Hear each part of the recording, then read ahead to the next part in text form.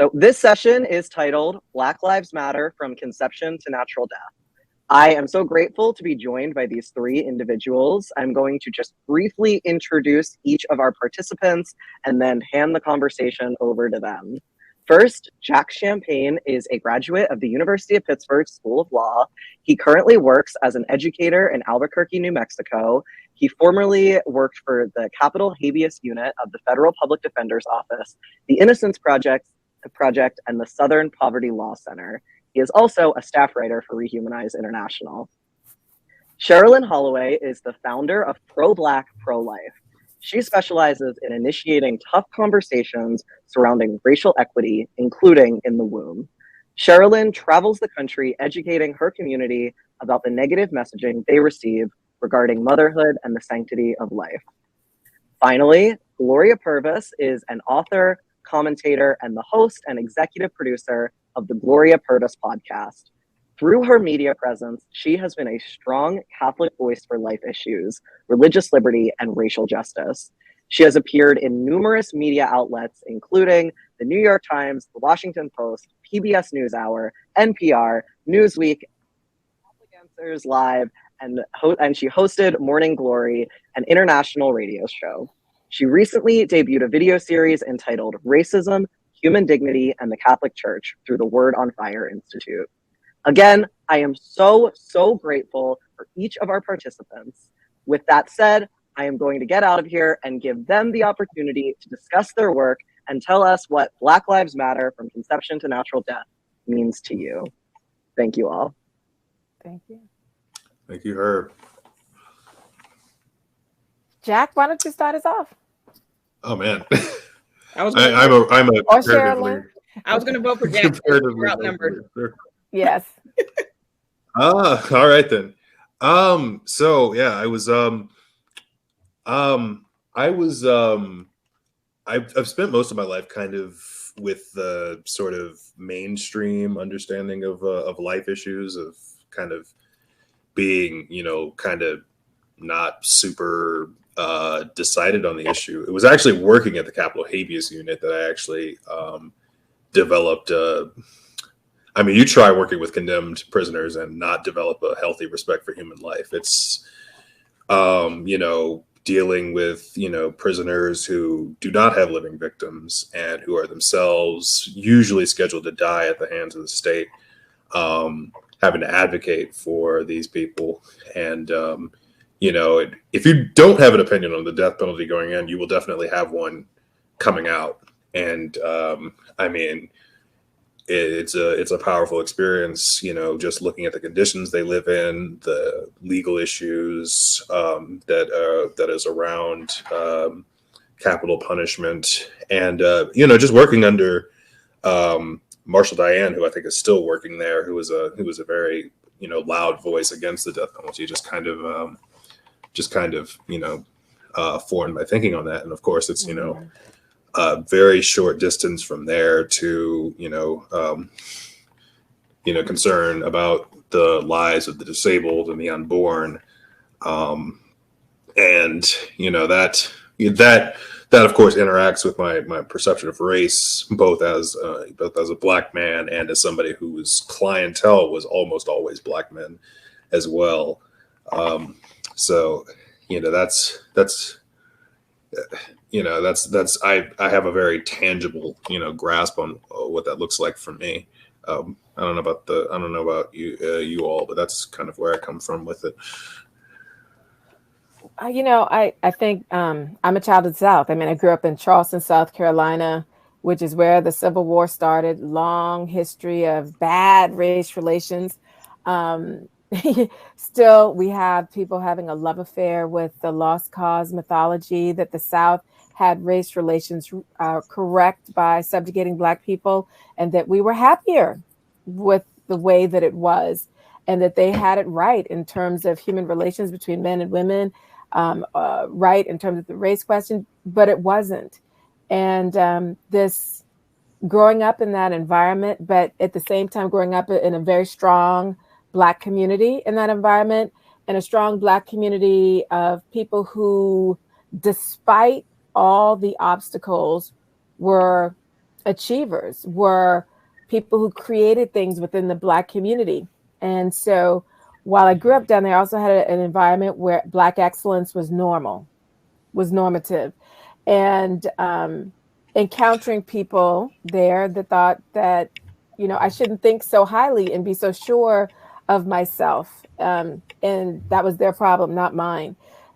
But at the same time, also seeing the uneven application of law enforcement, the uneven application of good healthcare, you know what I mean? Things like that you just, as a Black person moving through the world, is paying attention, you see these things. And then as a person of faith, also as a person that believed in the science, when I studied biology, I understood that the human person is a human person, is a human life, a member of the human family from that moment of conception. And it just made sense to me that we want to protect and defend that life from the moment of conception all the way through natural death. And it was inconsistent to me to, on the one hand, say we want to defend lives in this instance, and yet in another instance, get rid of that life as a means of empowering others. So it just seemed illogical to me, some positions that I've seen in different justice movements. So it made me question, well, what is justice really? And as a person of faith and studying with the Catholic Church understands justice means every human person, life being, gets what they merit something. Their life merits protection, nurturing, flourishing.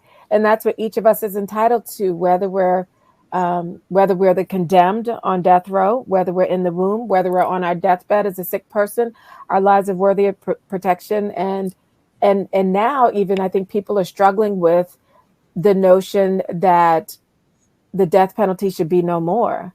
We have this idea that is really vengeance. If you ask me, it's not justice. This idea that, people need to get what's coming to them in a negative way, without ever looking also at the way racism influences how the death penalty, who gets the death penalty, how someone's wealth or lack thereof influences who gets the death penalty, influences who even gets arrested and prosecuted. So there's so much uneven in our legal system. I've learned to call it the legal system instead of the justice system. There's so much uneven in our legal system that it really, in terms of fairness, makes no sense to have the death penalty, not to mention that each and every person, no matter what they've done, is made in the image and likeness of God and is worthy of dignity and respect. And we as believers, I'm speaking as myself, are called to respond differently to persons who have harmed the community. We want restorative justice, not vengeance. And I think that's a difficult thing for people, but we can get into that and all later. But just as a high level, that has influenced, my views and understanding of the human person and the dignity and why their lives need to be respected and protected. Yeah, both of those are like spot on. So I got into this. I was a community outreach director for a pregnancy center. I had made 2 previous abortion choices, and I came out of those really feeling duped. Like I wasn't given all my options. And had I been given all my options, I would have made different choices. And I didn't want another woman to have to go through that. I had no idea that there was like a pro-life, pro-choice. I had no clue. I was completely ignorant. And even when I joined the first pregnancy center, it wasn't something that they talked about. Nobody ever talked about Roe versus Wade. Nobody ever talked about the March for Life. It was just kind of like hand to the plow. We're just helping women. And it wasn't until I moved back to Ohio. I'm originally from Oberlin, Ohio, where the college is. And I grew up just with this bubble. And in the bubble, we were all like working towards justice. And so, racial justice, food equity, everything you could think of, Oberlin College was the first college to openly accept gay and lesbian couples. It was before I don't know, there's a session earlier where someone was saying that like being trans really wasn't a big deal in like 2000s and now it's a big deal. Like that was my world. And So I grew up in a very different community that was surrounded by all white rural communities that were extremely racist.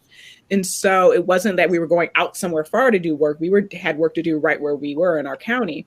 And so I moved back to Oberlin and became the executive director of my local pregnancy center. And that's where I learned about this pro-life, pro-choice, overturning Roe versus Wade. But the biggest thing I learned about was the disparities of abortion in the Black community. And I couldn't I'm not very sensational. Like nobody would describe me as sensitive. Nobody would describe me as overly emotional. I'm a very logical, data-driven, straight and to the point. And to me, I couldn't figure out why everyone didn't know this. Like, why isn't this obvious to everyone else? Like, I know I'm not like crazy, but this is obvious. And so when I began to go to conferences and look around and see, 5 to 10 people that look like me and wonder, and everyone's stopping me saying, why isn't the Black community enraged about the abortion numbers? And I'm like, I don't know. Like, I'm trying to figure it out myself. And like, well, what can we do? And so then I started pushing back and asking, well, what do you do for their other circumstances? Like, what do you do to help them with the children that they already have? Like, what are you doing to help them find, equitable jobs? Like, how are you helping them in other ways? Like, what else are you doing aside from, telling them that we're having too many abortions? And I kept being met with the same response, which was, oh, well, we want to keep the main thing. It doesn't really matter if the baby doesn't make it out the womb, but it does matter, because unless you're pregnant, you're not really thinking about abortion. So it absolutely does matter if we're not actually doing something in the community to help the lives that are Earthside, then it does matter. And so there just became this pretty obvious tension between me and some of my pro-life comrades, because I wasn't going to be the person who just stood and talked about, racism and the abortion issue without tying everything else together. And that's how I began to reach my community inadvertently, just without knowing, just randomly talking to people at the barbershop and the grocery store and wherever I could, because I talk to people everywhere.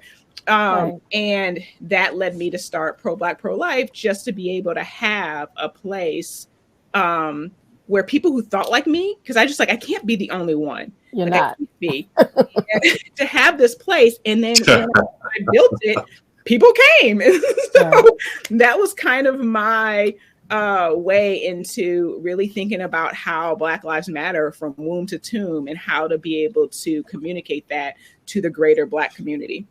Sherilyn, that question that, well, why aren't Black people more outraged about abortion? I would hear of a flavor of that just about everywhere I went.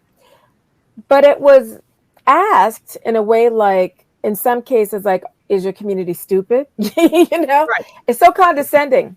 And so when I felt like it, because a lot of times I was like, remain in your ignorance, because I don't have the wherewithal right now emotionally to deal with this.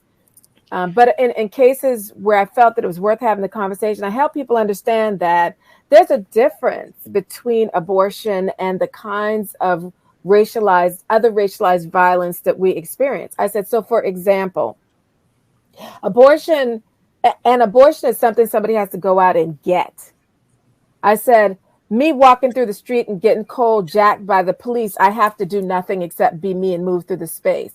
So in terms of actual threats, nobody's jumping out and putting an abortion on you per se. You know what I mean? Right. So in terms of actual threats, what I'm thinking about as I'm leaving out of the safety of my home are those things that I cannot control. So I cannot control being followed in the department store and having security called on me. I cannot control when the doctor is ignoring me when I say I'm hurting, I need help with this pain. I cannot control when I come in for a job interview, and although I'm qualified and my name hid my ethnicity, that I'm not given the job, right?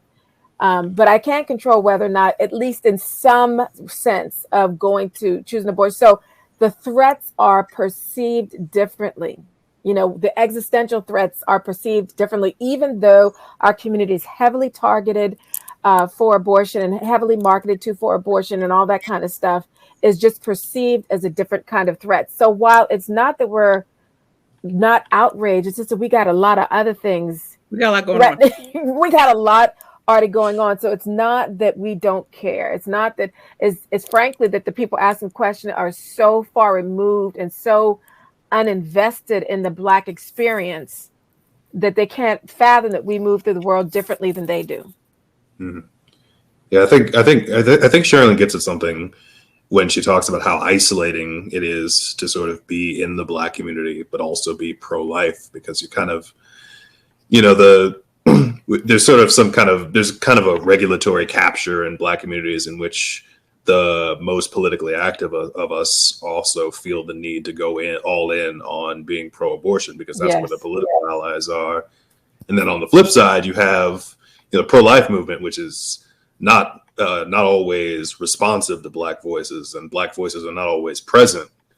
I had occasion to think about this, when Kamala Harris, had brought those leaders together to talk about, reproductive justice and how effectively they were able to do the messaging on that as sort of a civil rights sort of group. You had buy-in from Al Sharpton, from Mark Morial of the Urban League, from the NAACP, from all of these groups, these big names.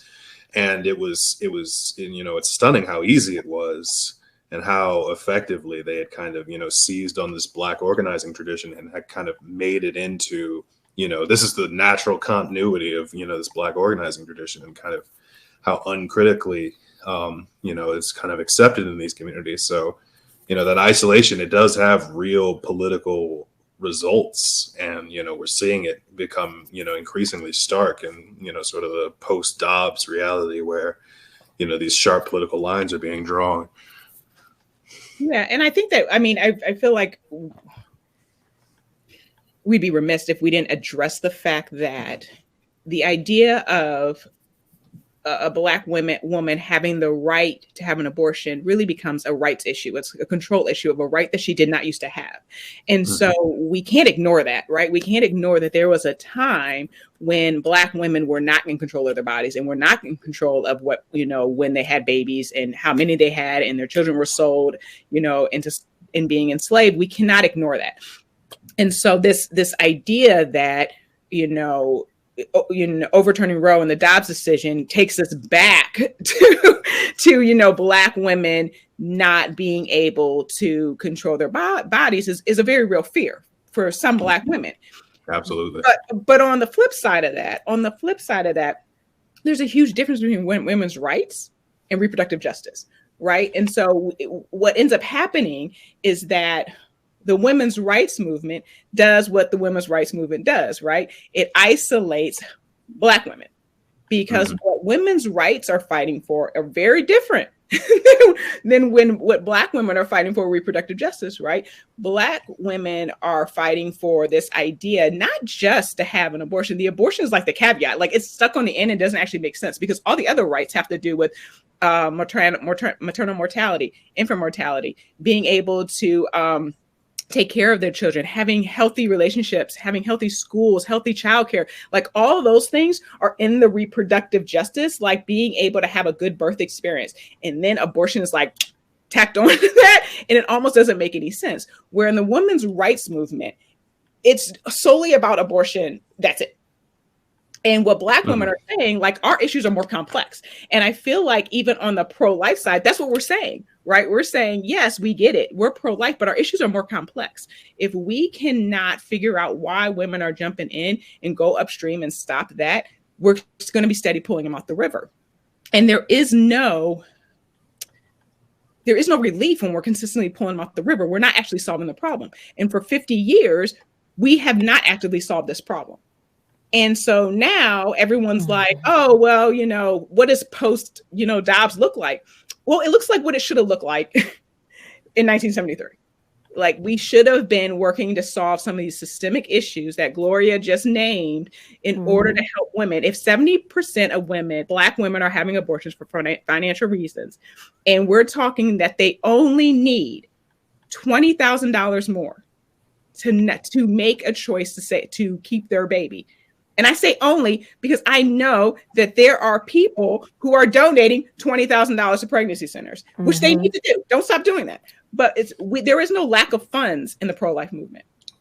Okay, so couple things. I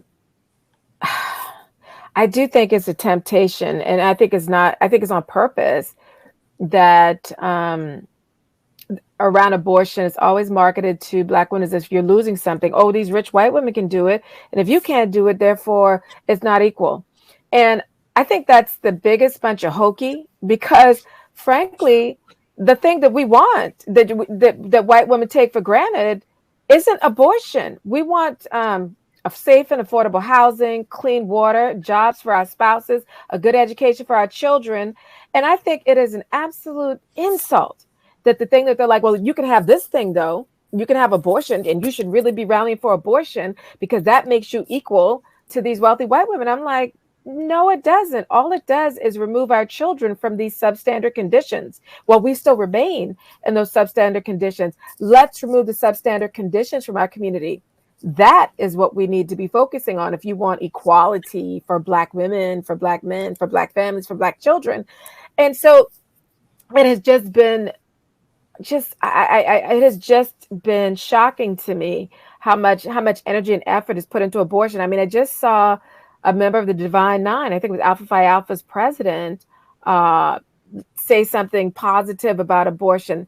Kamala Harris and I are both members of Alpha Kappa Alpha sorority. I am hoping the sorority doesn't say anything along those lines, but they probably will if they haven't already.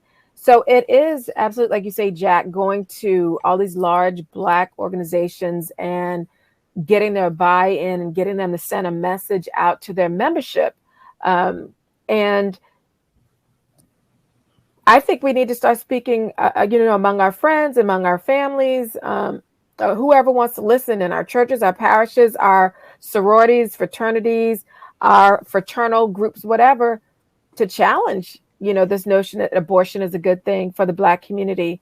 I think we also need to understand the idea of rights. Rights cannot go contrary to the nature of a thing.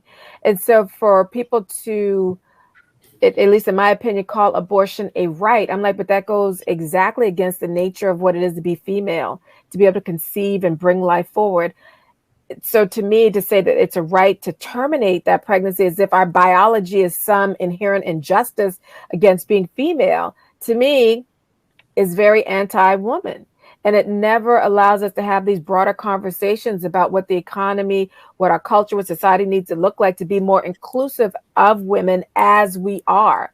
I mean, if the answer for every difficulty that we experience is, get that abortion, that's going to liberate you, that's going to free you, you can go and achieve, you can make more money, then we never really talk about the structures or the systems that hold us back from achieving and making money. And then one last thing I want to say, when they do studies on who wants an abortion, it's typically those women or families making a combined income of more than $100,000 a year. Those making less, like let's say $40,000 or less, by and large, want to keep their children. So abortion is even being marketed to the very communities, poor Black women, as liberating, when those poor Black women do not want abortion. And then one last thing I will say this, Bell Hooks, who died recently, talked about in the feminist movement how Black women's aims were very different from white women. They weren't pushing for abortion, but because white women carried the day, abortion became central to being feminist, to being liberated, but that is not at all what Black women wanted. So yeah, I think we need to recapture what it means to, as Black women, what equality and liberty really means. And I don't think having the ability to end the lives of our children in the womb is the answer. I popped over to the Q&A real quick. There are two kind of related questions I wanted to see what y'all thought about. First one's anonymous. It says, as advocates for racial justice and people who have interacted with the pro-life movement, which is often tied to conservative circles, what are some strategies you might suggest for how we can push back against the racism that has grown so loud in the GOP and Trumpist movements? And then second one, this is Miles Bedlin, I think. How can we make the pro-life movement appeal more to Black Americans? I've noticed that the pro-life movement is overwhelmingly white. I'll do the second question. Yeah. Sometimes I'm like, I really think that's going to be something that white pro-lifers need to take up, because I really am not interested in, to tell you the truth, I'm really not interested with the limited energy I have in having to fight the obvious racism, right? And quite frankly, the people who are prone to those kinds of behaviors or coded language probably can't hear me when I talk to them about why something is racist or inappropriate. But they probably could hear their fellow white pro-lifers explaining or calling out why something is racist or dehumanizing to Black people. And so I'm going to really invite all my white pro-lifers to take up that, to take on that, calling something out directly and helping people recognize that something's racist. Because I'm finding that unless the slur or racial slur is used, people cannot recognize that something is racist.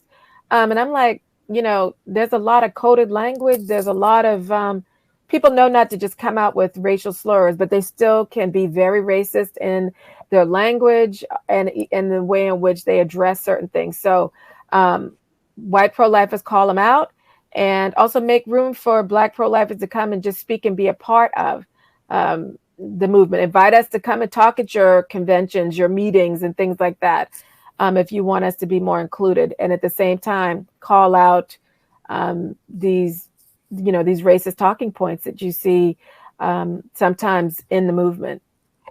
Well, I'm going to tell you right now, like, don't invite me unless you're ready to burn it down. Like, if you're not ready to burn it down, don't invite me, because I'm going to say what I want to say, and it may upset some people, and that's just the way it is. So if you're not ready to restart, or if you haven't recently restarted, and I 100% agree with, I don't have the bandwidth. Like, I don't. Like, I spent a couple years very early on answering these questions, and my final answer was a very sweet Southern white woman stopped me at a conference and said, how do we reach the Black community? And I said, let us do it. Yeah. Like, if you're not there, like, that doesn't mean like there shouldn't be services or things like that, but we don't trust you. Yeah. Like, we do not trust the GOP, the Trumpist movements. We don't trust, Christian Net. We don't trust it. And so, I picked the name pro-Black, pro-life for a reason, because I was done. But I felt like I wanted to still own the pro-life. What, like, I'm pro-life. You're not going to convince me to call myself something else. Like, it is what it is. But I'm womb to tomb. I'm going to tell you what it means to me, and like it or love it. Like, it doesn't matter. It's not going to change the way I feel. And so the pro-life movement itself we're not going to be able to make a mass appeal. What we're going to need to do is be more present and seen, so that people who are sitting in the closet with their pro-life views, that they feel like they're consistent, but everything around them is inconsistent, right? So, like, here, we all have a consistent life ethic. We know this exists, but people don't know this exists. And so when I talk to people, about being pro-life or about the womb or about, like, they all say the same thing. I just went to a doctor, and she goes, well, what do you do? And I told her what I did. And she goes, it's just her and I. And she's like, I'm pro-life too. I'm like, why are we whispering? Because, right. It's just me and you. Right. But the idea was, she was like, but I don't want to tell somebody else what not to do. And I told her, it's not about telling somebody else what to do, but people need to know the truth. So when people know better, they do better. And most of the people in the Black community, not the people that we see, at these large national conventions, these are the people that I'm talking to. Most people in my church and in my community don't know the truth about abortion. They don't. They think that it's legal, so it must be okay. Right. Mm-hmm. And so we just need to continue to speak the truth. If you're going to platform someone, a Black speaker, don't ask them what they're going to say. Like, listen to a couple of their stuff, ask them to come and let them have at it. Like, don't I always tell people, like, if you're going to raise some money, don't ask me to come. Because I can't promise you people don't give. Happy people give.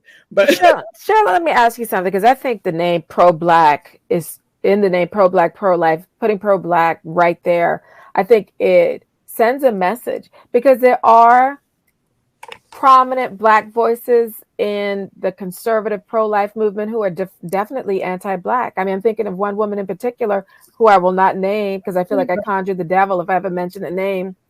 But so anti-Black in the things that she says. And I'm like, how do people in the pro-life movement listen to this person and not hear the odious anti-gospel message in what she says? And I've come to recognize, because they have not unlearned the racist conditioning that they've been exposed to just by mere fact of being born and going through the educational system, or even the entertainment system in the United States, that has definite programming around Blackness that seems to reinforce a criminality, a promiscuousness, an ignorance, a laziness, an untrustworthiness, just everything negative that you can think of is out there. And so there hasn't been this unlearning. And with people like this particular person, and there are many of them, smaller level, you know, I can think of a number of people trying to go for her crown, but they cater to those kind of talking points about this inherent brokenness in Black culture, and which, you know, tries to imply that there's something inherently criminal and broken in us, which is just nonsense. And so I will say, yeah, have the Black person come speak, but please do check to make sure they're not reiterating a bunch of anti-Black talking points, because we don't need more of that. No. You know, it does nothing to help the movement, and it certainly says to other Black people, other healthy, normal Black people out there, that they are not welcome. Yeah, and people like the person you speak of, they're not talking to the Black community. That is something that I often have to talk about in trainings, and when I'm speaking, is that they're saying that that's who they're talking to, but we're not listening to them. Right. So they're talking to you. Like, yes. They're talking to a white conservative audience, saying what the white conservative audience wishes they could say to Black people. But at the end of the day, ain't nobody saying it to Black people, because Black people ain't listening. Right. So Jack, do you have anything to say? I was going to go to more questions, because I think we have 10 minutes. So I'm very much in the Sherilyn Holloway school of prepare to get your feelings hurt. I'm gonna answer it like this, because it also tangentially answers Ben Conroy's question, which is that you know, I was born Jackson, Mississippi, heart of the beast. Did a lot of work in Alabama, Louisiana, Mississippi. You know, things that Black people care about: voting rights, rights of convicted felons, rights for housing. I see ne'er one pro-life person involved with any of that. There are more Black people in Mississippi, Alabama, Louisiana than there are anywhere else in the country. And I didn't see one Black person involved with any, you know, any pro-life, anything. And I didn't see any outreach from pro-life people to any of these groups. All of my volunteers were, you know, working for Democrat governor candidates, pro-choice people. You know, those were the people who were asking me to speak at events. Those were the people who were asking me, how can I help?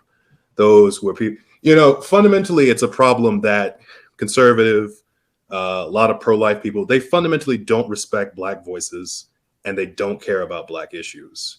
And that is probably the most fundamental problem. There's no, you know, magic tool. There's no way to speak about these issues. Sometimes it's just caring. Sometimes it's just caring about helping people that can't help you. You know, we shouldn't really be having a conversation about how we can convince pro-life people to care more about racial justice. That should just be an inherent part of their calculus, but it's not, because they're not pro-life. They're anti-abortion. And some of them are self-conscious about that. Some of them will like, I don't want to be pro-life. I just want to be anti-abortion. And, you know, because it requires them to do things that don't directly benefit themselves, and instead benefit a community that they don't care about and can't get anything from. And you know, you cannot tell me you are working in some of the only counties in the country that have a majority Black population, and you can't find any Black people that agree with you. Give me a break. Like that requires such an instrumental view of Black people that, you know, it kind of makes you tell on yourself, like, oh yeah, they might agree with me on abortion, but they might be too militant. They might care too much about racism. You know, they might not talk about it in a way that you might offend my audience and things like that. Right. So, you know, you need to step. Basically, what you need to step outside of this paradigm in which I will only care about Black people if they can help me. I can only care about Black people if they're not too extreme. You know, this is why, you know, we get anti-Black people that are so highly valued in the movement, because that's the only voices that the movement values and will tolerate. Exactly. And will tolerate. So. Well, you know, Jack, you made me actually think of a time that I went to community action in Arkansas, and there's a bunch of Black people that I was down there with, and we were talking about the upcoming election. And this was before Trump, and the issue of abortion came up, and every single one of those persons that I spoke to was pro-life, but they also told me their experience of going down to, I don't know how they did the primaries or something, you had to vote by party or whatnot. So they had to go down where all the Republicans were, and the open hostility that they experienced from these white Republicans when they went over there to vote pro-life made them say they don't want us here. And so they have no interest in our thriving as a community. And so their actual experience of the so-called pro-life movement in their state when it came time to exercise their right to vote was that it was very much anti-Black. And they didn't see that. So they don't vote Republican because of their particular experience of that party in their local experience and what their party locally has done or not done, you know, for or against the Black community. And so while they are pro-life, they cannot vote locally with the Republicans who are so-called the party of life because of their overt racism. Mm-hmm. So, you know, so at the same time, and I get it. I was like, hey, I'm not telling you to go vote with people, you know, just as soon slit your throat or hang you up from a tree. You know, in reality, while they may say they're pro-life, they're not really talking about your lives in the womb when they're saying that they're pro-life. That's not their vision of being pro-life. So, I mean, but that's the reality for quite a number of folks. So, yeah, I mean, what we want is relatively simple. It's if you can be a pro-life candidate and have a stance against racism that is not limited or qualified, you're golden. There's no one else like you in the country. Yeah. And it's so easy, and people stumble on it so much, and I simply don't understand it. Can we I see one question. Sherilyn, did you want to say something else? I was going to read a question. Yeah, go ahead.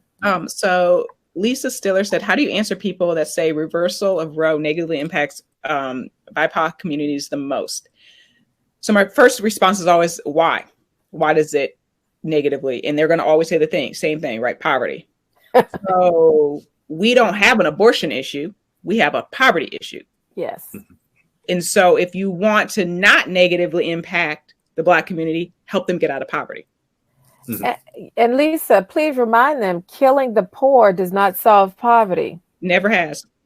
Okay. And that's what they're saying, you know, is the solution to poverty for these BIPOC communities is to eliminate their children. Again, eliminating children from a substandard condition instead of eliminating the substandard conditions from the community.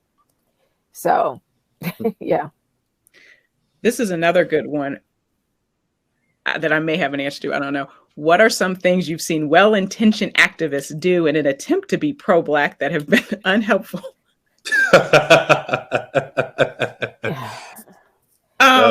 So a big one for me. This is a huge pet peeve for me. And I hate to say that, like, I was inadvertently a part of it. Like, I didn't know. I was beginning my years, you guys. So this is like a pass. This is my pass. I don't like it when people take sayings and change them to fit what they want. I forget what the word is. There's like a word for this. Appropriation? Is that it? Okay. Like Black Lives Matter, right? Right. So when Black activists take that and they put like preborn in front of it, or all, or like when someone does that, and I feel like that is well intentioned. I get it. I get the intention. But the saying Black Lives Matter is true. There's nothing wrong with that saying, right? And I feel like if you're saying Black Lives Matter as someone who's pro-life, you should mean from womb to tomb. So it irritates me or agitates me or aggravates me. Like it won't send me like off the rocker when people do that. Like when there are activists that take things like that, and that's just an example, but I've taken other things and other like it picking up other issues and tried to like formulate them into conflating them. Yes, conflate. Thank you. You're welcome.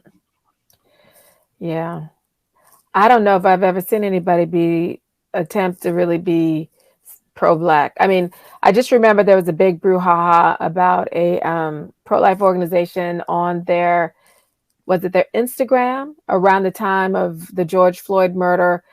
For some reason, they put up this unhelpful thing that more Black children die in the womb than they do in police custody. They're more safe. They're more safe in police custody. Oh, they're safe. I mean, what? How just... Yeah, as if they were trying to redirect the conversation. Again, we can walk and chew gum. And also, why the need to have to downplay our real suffering and the real threats to our lives from unjust policing? You know, and to try to say, oh, no, you don't have time to be, you're safe. Actually, you're safer in police hands than you are Black child in the womb. Please shut up. That it was not only unhelpful, it was so insensitive. It was very insensitive. It was so insensitive. And I think there was another one last instance that I'm sure you're all aware of, is there was a well-known pro-life activist on Twitter that jumped into Bishop Talbot Swan's Twitter feed to tell him that he was the problem with the Black community and that he was, you know, all this stuff on abortion, which clearly the person had no idea that Bishop Talbot Swan is a member of the Church of God in Christ, which is like one of the largest Black Christian denominations that is pro-life. Yep. And that Bishop Swan had actually written an open letter to Hillary Clinton challenging her on her abortion support and its negative impact on the Black community. But this very well-known pro-life white activist just, I guess, felt that she needed to help him understand that the real racism, because that's the words she used, that the real racism was in abortion or something like that. I can't remember what it was, but the idea that she was going to tell this man, this civil rights activist, this pro-life bishop from the Church of God in Christ, that she knew better what the real racism was than he did as a Black man moving through this earth for the number of years that he did. It was clearly, I guess, supposed to be pro-Black because she was going to educate about real racism, but it was just very ignorant and tone deaf and condescending.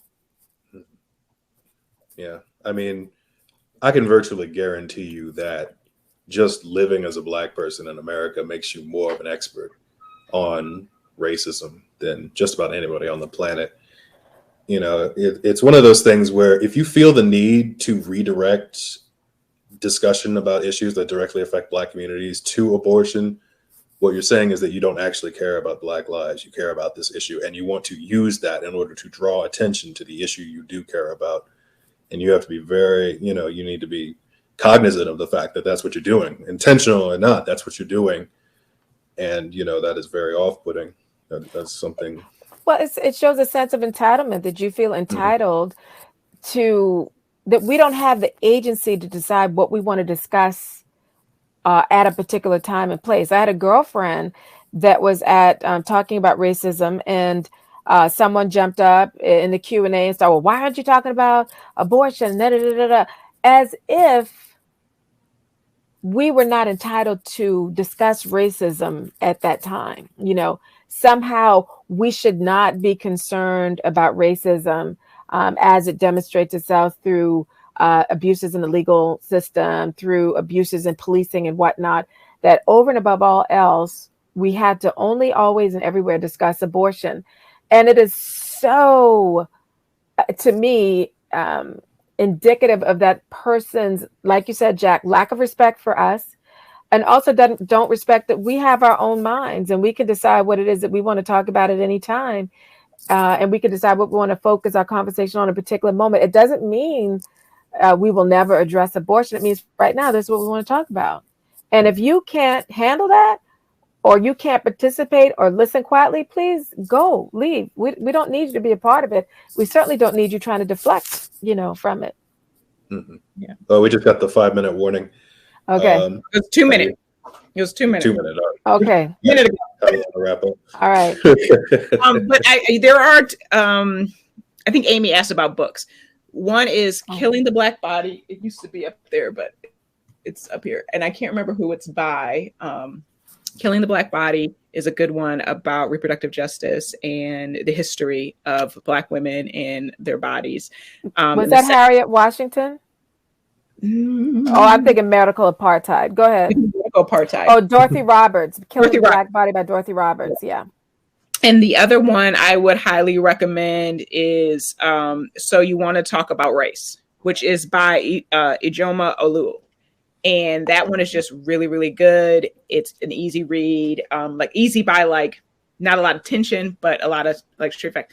I have 8 kids. It just that's gonna happen. It's gonna be alive anything without a child showing up. When I mentioned medical apartheid, I will tell you Harriet Washington is very much pro-choice, pro-abortion. But just in terms of getting some history of the abuses of the Black body in the United States, Medical Apartheid by Harriet Washington was a good read. But with warning, she is very much pro-abortion, pro-choice. And that kind of comes across. Maybe right before we go, if I want to ask each of you, maybe what is the one thing I think that still gives you hope in discussing racial justice? Go ahead, Jack.